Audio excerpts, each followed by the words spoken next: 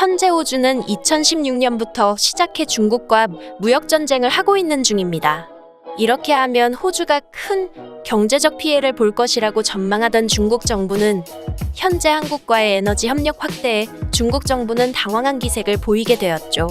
어떻게 이러한 일이 생겨났는지 한번 자세히 살펴보도록 하겠습니다.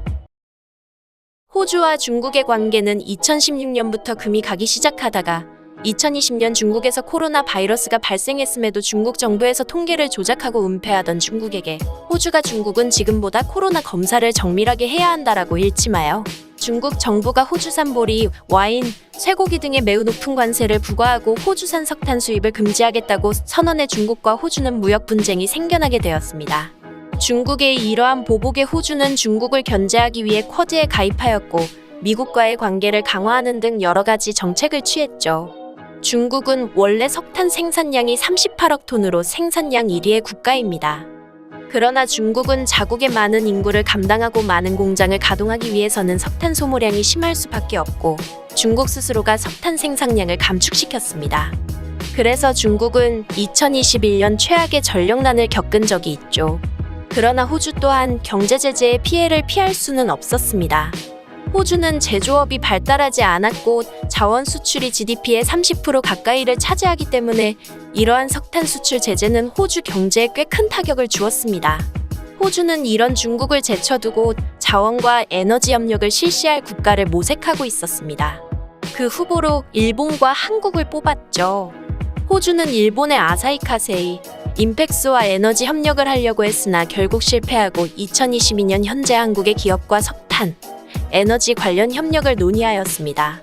2022년 2월 25일 호주 정부는 한국의 SK, 현대, LG 등과 함께 탄소 중립 수소 핵심 광물 사업을 연계하고 협력하기 위해 호주 시드니에서 한국-호주 비즈니스 라운드 테이블을 개최한다고 보도하였습니다.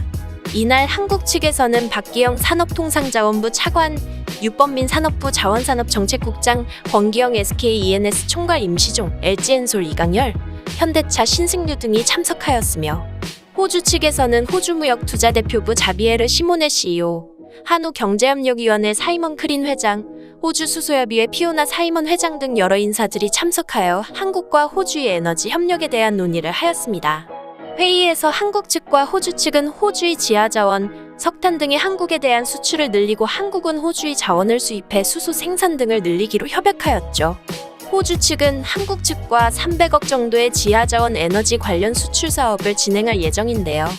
호주 경제에 타격을 주려고 했던 중국 정부는 자신들을 버리고 한국과 협약을 한 호주를 보곤 비상상태에 빠졌습니다.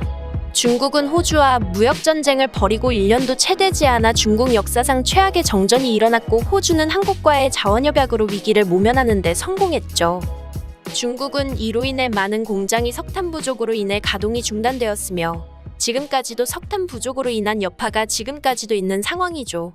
그러나 호주는 주요한 자원 수입국이었던 중국을 버리고 한국을 사업 파트너로 지정하여 작년에 비해 GDP가 2% 가까이 성장하는 등 승승장구하였습니다. 그리고 한국은 호주의 피크레어어스의 20%의 지분을 인수할 것이라고 하였죠. 이것으로 호주도 새로운 자원 수출국을 찾았고 한국도 중국 자원 의존도를 줄일 수 있어 서로 좋은 협상이 되었습니다.